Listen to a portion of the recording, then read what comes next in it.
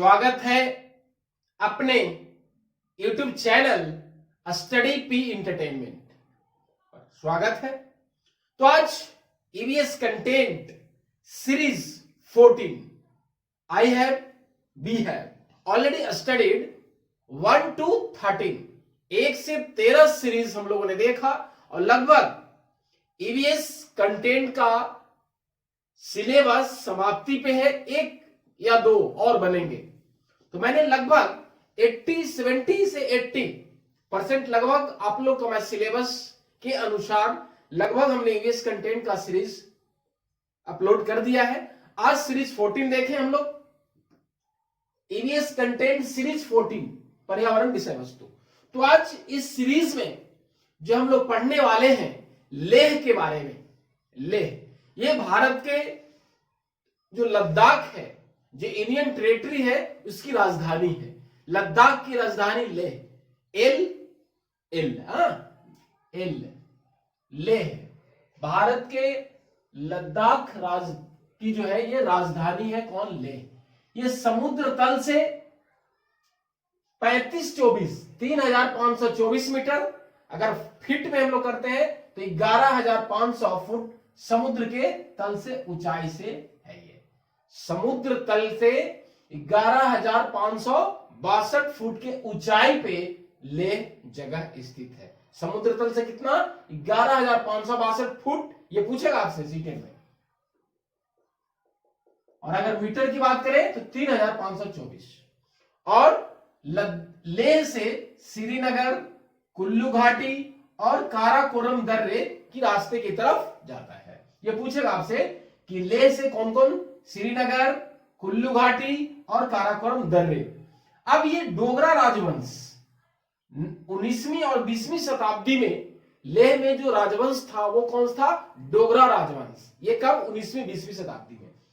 और जो सबसे इंपॉर्टेंट पूछता है, मेट्रोलॉजिकल ऑब्जर्वेटरी, एशिया की ऊंची मौसमी वेधशाला कहां है? लेह में। एशिया की ऊंची मौसमी वेधशाला लेह में है। मेट्रोलॉजिकल ऑब्जर्वेटरी कहां है? लेह में। ये इंपॉर्टेंट सवाल पूछेगा आपसे। तो मैंने आपको लेह के बारे में ये बताया। हो सकता है इतना नहीं भी पूछे, लेकिन हम आपको बता दिए कि इस बार के सवाल में जो जनवरी लास्ट में होने वाली है उसमें ये सवाल पूछा जा सकता है। तो चलिए यहाँ पे जो सबसे पूछता है, चोंगथोंग इलाका है कहां? लेह में। ये 5,000 मीटर के ऊंचाई पे है ना। चोंगथोंग ये 5,000 मीटर, ठीक है। और दूसरी बात जो पूछा जाता है कि हाई लेवल होने के कारण, ऊंचा जब हम लोग जाते हैं तो दबाव कम जाने के कारण, मैं भी फ्लाइट में गया था तो जब आप ऊपर जाते हैं है ना, तो हवा का दबाव कम होने से सरदर्द की शिकायतें होती है। तो वो थोड़ा नॉर्मली होता है। तो ये यहीं पे वो सवाल है कि ऊंचाई होने के कारण सांस लेने में मुश्किल होती है, सिर में दर्द होता है, थोड़ा कमजोरी महसूस होता है। क्यों? वो ऑक्सीजन की कमी से, due to lack of oxygen. Oxygen के कमी के कारण ये सवाल पूछेगा ईवीएस में कि ऑक्सीजन के कमी के कारण क्या होता है? पेट खराब होता है, सरदर्द होता है, या सांस लेने में मुश्किल होता है। चलिए ये आपको, चलिए आगे है चोंगपा लोग। चोंगथोंग में जो उनको क्या कहते हैं? चोंगपा। ये क्या है? घुमंतू लोग होते हैं, इधर से उधर घूमते रहते हैं। और इन लोग भेड़ बकरियों के लेके जंगल में जाते रहते हैं और खाली जगह मैदान को ढूंढते रहते हैं। भेड़ बकरी के झुंड को लेकर पहाड़ों में मैदान की खोज में निकलते हैं। केवल उधर पहाड़ है तो देखते हैं कि मैदान कहां है, खाली जगह कहां है, भेड़ बकरी को लेकर झुंड में। चलिए अभी जानवर से कौन कौन सारे प्राप्त होते हैं वस्तुएं? दूध है, मांस है, टेंट के लिए चमड़ा।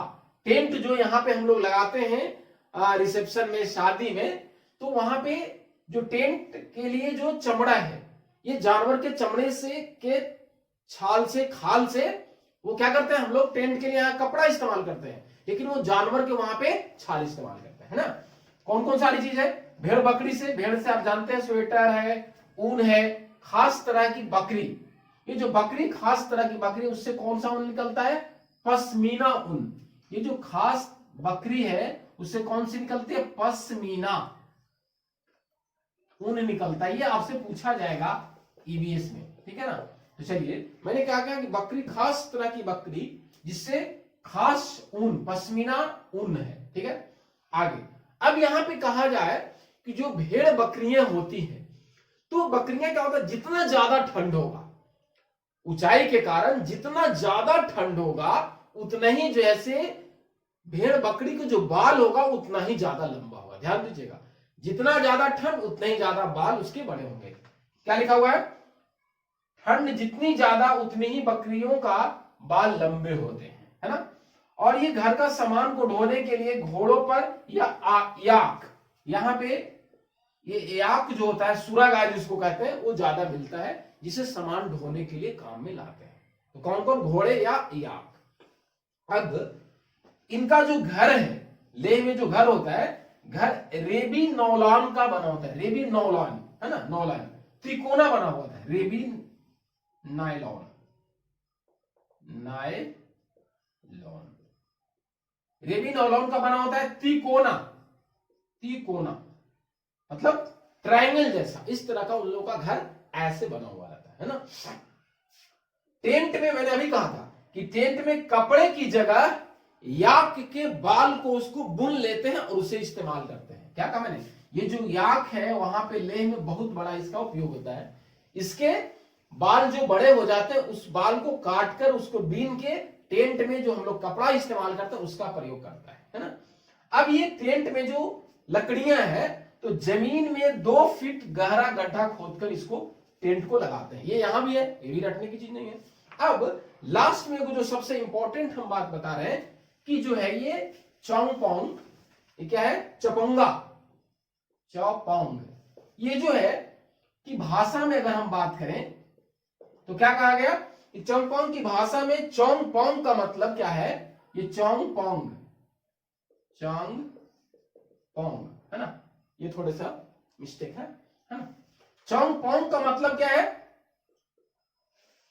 कि मैंने कहा कि समुद्र तल से 11,562 फीट की ऊंचाई पे, या अगर मीटर में बात करें तो कितना, 3,524 ऊंचाई पे होने की वजह से। तो चौंगपोंग का मतलब है ऐसा जगह जहां कम लोग रहते हैं। क्या कहा मैंने, चौंगपोंग का मतलब ऐसी जगह जहां कम लोग रहते हैं। तो आज ईबीएस कंटेंट सीरीज 14 में हमने आज लद्दाख की जो इंडियन टेरिटरी, उसकी राजधानी जो लेह है, उससे संबंधित हम लोगों ने बात, आज पूरी जो है से कहानी लेह की ही बात है। इसलिए इससे 1, 2, 3 सवाल रहते हैं, आप इसे ध्यान पूर्वक देखें और सीटेट में जो जनवरी में होने वाला है 1 to 5 ईवीएस में 15 पेडागोजी और 15 कंटेंट्स रहेंगे, तो उससे आप सवाल आराम से हंसते खेलते बना लीजिएगा। धन्यवाद।